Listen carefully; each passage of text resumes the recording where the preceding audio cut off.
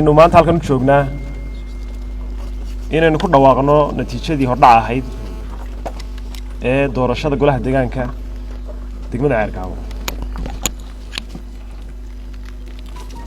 degmada Ceergaabo waxay ka kooban tahay 183 goobood ama polling station oo doorasho. waxaa codkoodii la tiriyay oo la dhameystiray 182 goobood.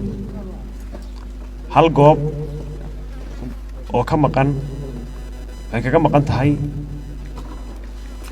markay isla eegeen xisbiyada commissionka heer qaran heer gobol iyo heer degmo in goobta la laalo codkeeda.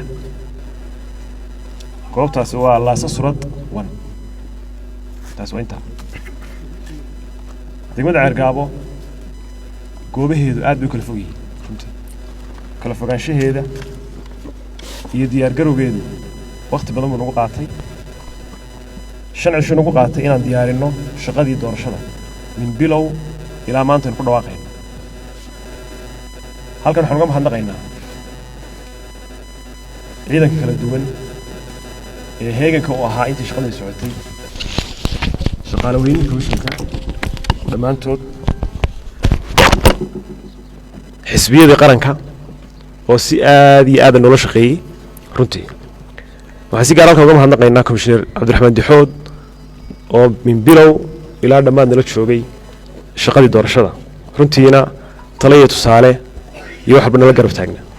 sida uu sheegay qodobka 160aad iyo qodobka 170aad waxaynu halka kaga dhawaaqi doonaa natiijadii doorashada golaha deegaanka ee degmada Ceergaabo. waxaynu horeysiin doonaa sida xisbiyadu u kala heleen codka iyo codka guud. codka guud ee degmadu wuxuu noqday 44591 44591 xisbiga UCID wuxuu helay cod dhan 8034 xisbiga kulmiye wuxuu helay 17298 cod. xisbiga wadani wuxuu helay 18259 cod. xisbiyadu waxay kala heleen kuraasta sida soo socota. xisbiga UCID wuxuu ka helay kuraasta golaha deegaanka degmada Ceergaabo 2 kursi. xisbiga kulmiye wuxuu ka helay golaha deegaanka degmada Ceergaabo 5 kursi. xisbiga wadanina wuxuu ka helay 5 kursi. halkaas waa 12 kursi. 5 kursi ayuu ka helay xisbiga wadani. halkaas waa 12 kursi. waxaa soo hadhay hal kursi oo fraction ah. sida xeerku sheegay fractionka kursiga soo hadhay waxa lagu qaadanaya sida fractionka lagu kala horeeyo. waxaan sheegi doonaa marka fractionka sida xisbiyadu ugu kala horeeyaan. xisbiga UCID wuxuu fractionkii ka helay codadka 18%. xisbiga kulmiye wuxuu ka helay fractionka 9%. xisbiga wadanina wuxuu ka helay 41%. fractionka kursiga soo hadhay waxa qaatay xisbiga wadani oo fractionkiisu ahaa 0.41 ama 41%.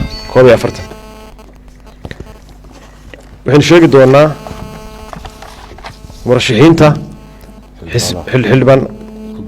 xildhibaanada ku guuleystay kuraasta. waxaynu ku horeysiin doonaa 12 xildhibaan.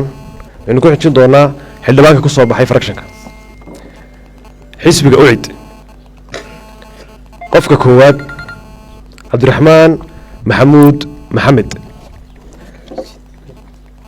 qofka labaad ee xisbiga UCID waa Cawil Saciid Ducaale Xasan. xisbiga kulmiye Axmed Maxamed Xasan Axmed. qofka labaad Cabdifataax Cabdilaahi Xasan Huruuse. qofka saddexaad Faysal Cumar Barre Xasan.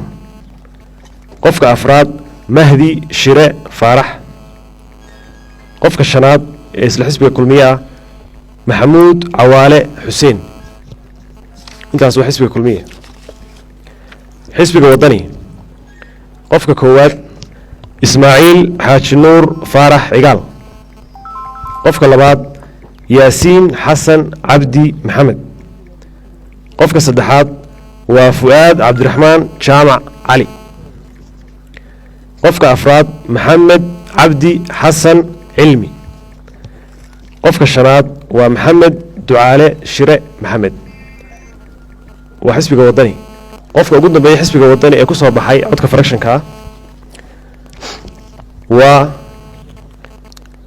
xuseen maxamed axmed abukar sidaas waxaa ku dhan 13 xildhibaan ee golaha deegaanka ee degmada Ceergaabo ee doorashada 2020 aad baad mahadsantihiin ilaahay waxaan ugu mahadnaqaynaa sida nabadgelyada leh ee doorashada quruxda badan ay noogu dhacday natiijadu macno weyn sameyn mayso kii guuleystaaba waa muwaadin kii guuleystaynaaba waa dadkeenii dad walaalaaba tartamayay intii guuleysatana hambalayaan leenahay laakiin muhiimaddu iyo sirtu waa qarannimada runtii maanta shucuurtayda waa mid aan la soo koobi karayn doorasha halkan inoogu dhacday muddo aynu soo wadnay waxay ku dhammaatay si silmi ah oo nabadgelyo ah taa macnaheedu waxa weeye Somaliland waxay noqotay way qaan gaadhay waxaan ku sii faraxsanahay maanta gobolkan aan joogo gobolkii aan ka soo jeeday runtii degmadii Ceergaabo sida loo soo ururiyay ama sida ay u soo baxeen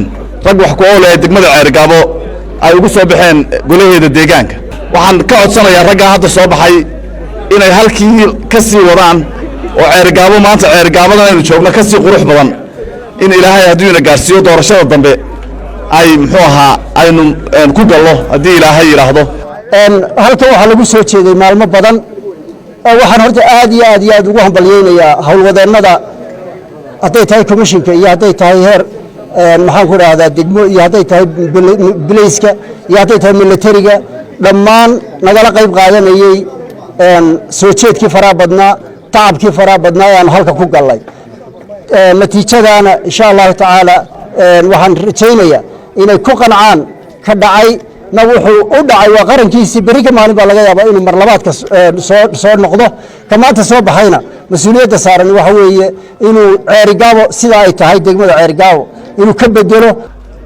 halkan aynu joogno waxa laga dhawaaqay natiijadii hordhac ahayd ee degmada Ceergaabo deegaankeeda xeerka doorashooyinka siduu jideynayo waxa xaq u leh go'aankeedana leh ku dhawaaqista natiijadana leh gudoomiyaha degmada ee commissionka ee Ceergaabo sidaa darteed anu kelmadan waa mahadnaq ii taala meesha anu waxaan ahay commissionka doorashooyinka heer qaran waxaan wakiil ka ahay gobolka Sanaag joogteen iyo kormeer bay hawshaydu ahayd hawsha ficilkeeda iyo go'aankeeda waxa lahaa shaqaalaha commissionka doorashooyinka ee heer degmo runtii waxaan aad ugu faraxsanahay qaabkii wanaagii ay u dhacday gobolka Sanaag caam ahaan doorashadii waxaan u mahadnaqayaa dadweynaha reer Sanaag oo ay tahay markii labaad doorasho ka qabtaan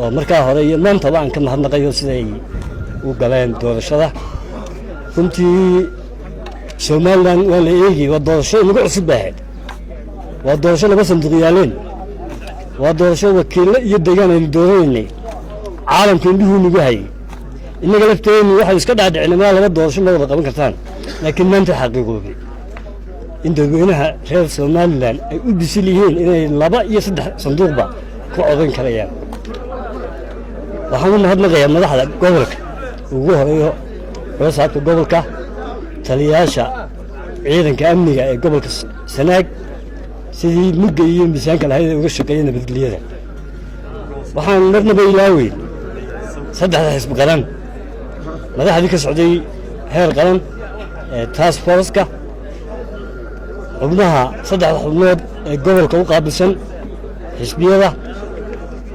muraaqibiintii ay soo direen ee ka hawlgalay tirinta gobolka